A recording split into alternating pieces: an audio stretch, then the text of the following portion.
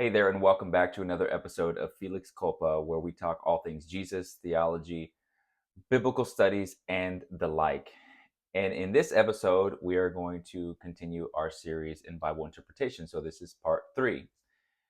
And in part three, as you can tell by the title and the thumbnail, is about the number one question as it relates to proper hermeneutics, proper Bible interpretation. We're going to talk about that question. We're going to define some terms, and we're going to give an example of why that number one question is the number one question. So, first of all, if you don't know by now, hermeneutics is a word that just means the science of interpretation. It is a broad term, a general term, and there's a lot of principles within that fall underneath that. Okay, so hermeneutics is broad picture, it is very general. And the term exegesis, which I haven't introduced yet into this series, is one of the tools that falls within the category of hermeneutics. And it is actually the very first step of proper hermeneutics, of proper Bible interpretation. And then there's a term called eisegesis that also is important to understand in this equation as well. So we've got hermeneutics, we've got exegesis, we've got eisegesis. So exegesis is just the process of bringing out the original meaning from the text, simply put. And that is the first order of business. Eisegesis is the wrong thing to do. It is reading meaning into a text of scripture. That means that you are bringing your presuppositions, your pre-understandings of certain things and certain words and certain concepts, and you are reading them into the scripture. And that's definitely something we don't want to do. And just as an aside, the term exegesis or eisegesis are not semantically related to the name Jesus. It just happens to sound very similar. So I don't want you to have any confusion there. So, what is the number one question as it relates to Bible interpretation? It is the question of exegesis. It is the question that exegesis is answering. Okay, so here it is. The number one question as it relates to Bible interpretation, this is the very first step in a list of many steps, is what was the author's intention in writing what he wrote? That is the question that all of the principles of interpretation are aimed at answering. That is the number one question. And of course, there's other questions that follow after that question, but that is the first question, foundational to a proper hermeneutic. And why is that? Why is that the number one question, you may be asking? And it is for this simple fact. The Bible was written for us, not to us. I'm going to say that one more time. The Bible was written for us, not to us. What that means is that we were not the original audience of the scripture. So that means that when the author wrote what he wrote, he assumed that the people receiving the message would understand what he was saying in the particular language, with all the particular idioms, using certain words, using certain ideas and concepts. So we have to get into the minds of the original audience as best as we can, and that is the challenge of biblical interpretation, is doing just that. And there's many ways to do that. And for further evidence as to why this matters, I want to give an example. Recently, I was having a text exchange with one of my best friends from Chicago. Shout out to him. He knows who he is. And I sent him a text. And in the text, I said, I don't want to bring a blue baby into this world. Now, to anyone else, if I had said that statement to anyone else in this entire world, they would not understand what I'm saying.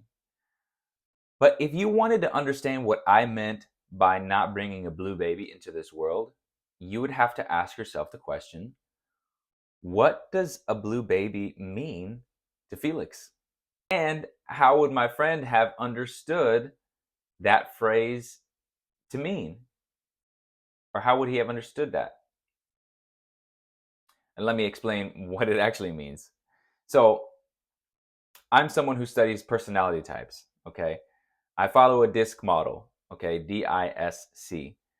But there's other personality profile tests that mirror DISC, but they just use colors instead. And so for the C on the DISC side, it's just colored blue, okay? So what I meant by a blue baby is a baby that has a C type personality, which happens to be my personality.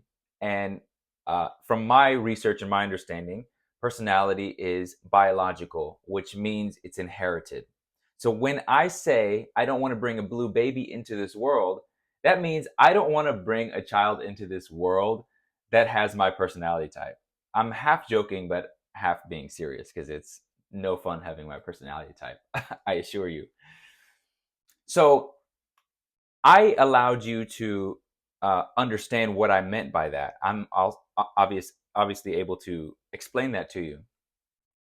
But had I not been here to explain what I meant by a blue baby, you could still find out what I meant by that. You would have to ask my best friend, what does he mean by a blue baby? And what does he mean by bringing it into this world? And X, Y, and Z. You would eventually find out what I mean by what I'm saying. And unfortunately, many Christians don't do that legwork because they're not even aware that they have to do that. They'll read a blue baby in the Bible and say, "Oh, well, it's just a literal blue baby." Well, no, of course not. We all have ways of speaking that are usually not literal. My parents are going to kill me. You don't really mean that they're going to kill you, right? You, they might come close to it, but they're not actually going to kill you. And so that is a phrase we commonly use today. And the ancient world is full of phrases like that as well, that say something but then mean something by what they say. So that is the number one question as it relates to proper biblical interpretation. There's a replacement question that people ask in place of the number one question, and it is this.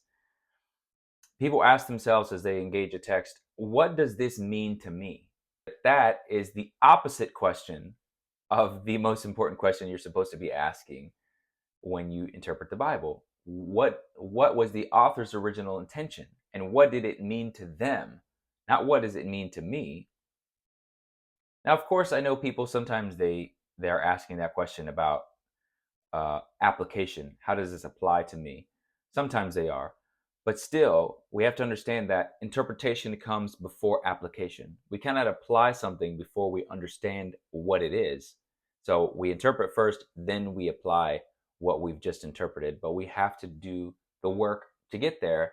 And a lot of times we don't want to do the work. We want to go straight to apply. And when we do that, when we don't have a proper process, we end up having really goofy theology. And goofy theology doesn't make for a strong Christian. I'm sorry. A robust theology that respects the scriptures, that respects what the original intentions of the author were, that is what nourishes a believer. That is what strengthens a believer, not someone who skips the process of interpretation and goes straight to application. It doesn't work, and we shouldn't do that. The other thing about that question is that it's completely irrelevant. It's completely irrelevant to the meaning of the text before you. What does it mean to me? Never ask that question.